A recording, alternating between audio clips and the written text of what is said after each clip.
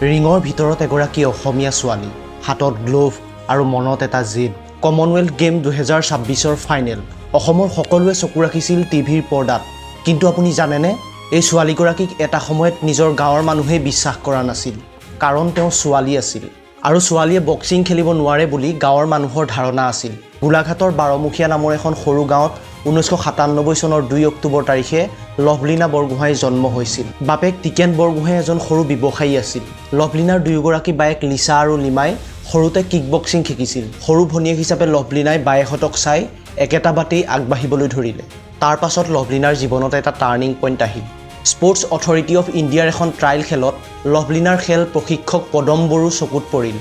আৰু তেতিয়া তেওঁ কৈছিল, এই ছোৱালীজনীৰ ভিতৰত খেল শিকাৰ হাবিয়াস আছে। 2012 চনত মাত্ৰ 14 বছৰ বয়সত লভলীনাই গুৱাহাটীৰ নেতাজী সুভাষ ৰিজনেল চেণ্টাৰত বক্সিং শিকিবলৈ ধৰিলে। কিন্তু তেতিয়াও গাঁৱৰ মানুহে লভলীনাক বিশ্বাস কৰা নাছিল।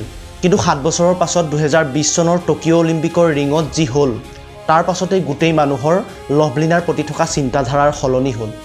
2020 চনৰ টকিঅ' অলিম্পিকত লভলীনা বৰগোহাঁই প্ৰথমগৰাকী মহিলা, যিয়ে অসমৰ পৰা অলিম্পিকত প্ৰতিনিধিত্ব কৰিছিল। আৰু তেওঁ খালী হাতেৰে ঘূৰি অহা নাছিল, তেওঁ ব্ৰঞ্জৰ পদক লৈ ঘৰলৈ আহিছিল। 2022 চনত এছিয়ান চেম্পিয়নশ্বিপত গ'ল্ড আৰু 2023 চনত ৱৰ্ল্ড চেম্পিয়নশ্বিপত গ'ল্ড পাইছিল। যি গাঁৱে এটা সময়ত লভলীনাক সন্মতি দিয়া নাছিল, সেই একেই গাঁৱে লভলীনাৰ আগমনত বিহুৰ দৰে উৎসৱ পতা হৈছিল।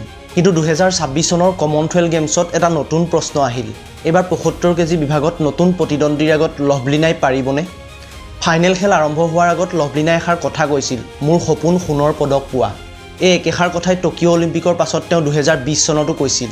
2026 চনত অষ্ট্ৰেলিয়াৰ খেলুৱৈ ইমা ছোৱে গ্ৰীণটিৰ বিপক্ষে 4-1 ভোটত তেওঁ হাৰিল।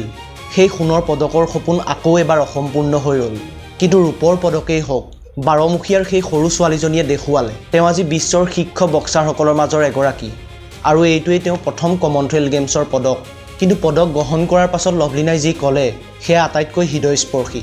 मैं ये मेडल हमारे जो फ्लड में बहुत सारे लोगों को जान गया है, उन लोगों को मैं डेडिकेट करना चाहती हूँ, क्योंकि ये हार्ड टाइम में मैं उधर नहीं थी, तो ये मैं खुद ही अच्छे से फोकस नहीं कर पा रही थी, क्योंकि मेरे लोग ऐसे हालत में थे। मेरा खुद का डिस्ट्रिक्ट में मतलब अपने लोगों को ऐसे हालत में देख के मेरे को बहुत ख़राब लग रहा था, तो मैं ये डेडिकेटेड मेरे लोगों को करना चाहती हूँ, आसाम के लोगों को करना चाहती हूँ। তেওঁ এই পদকখন উৎসৰ্গিত কৰিলে অসমত বানপানীত ক্ষতিগ্ৰস্ত হোৱা মানুহবিলাকলৈ। বহু দূৰত থাকিও তেওঁ নিজৰ মাটিৰ কথা পাহৰা নাই। গাঁৱৰ মানুহে এই ছোৱালীজনীক এদিন বক্সিং কৰিব নালাগে বুলি কৈছিল। আৰু আজি গোটেই অসমেই লভলীনাৰ নাম গৌৰৱেৰে কয়। এইটোৱেই আচল কথা। কোনোবাই আপোনাক বিশ্বাস নকৰিলেও আপুনি নিজেই নিজক বিশ্বাস কৰিব লাগে। আৰু সফলতাৰ শিখৰত থাকিলেও কেতিয়াও নিজৰ শিপাটো পাহৰিব নালাগে। যদি ভিডিঅ'টো ভাল লাগিল, তেনেহ'লে চেনেলটো ছাবস্ক্ৰাইব কৰিবলৈ নাপাহৰিব।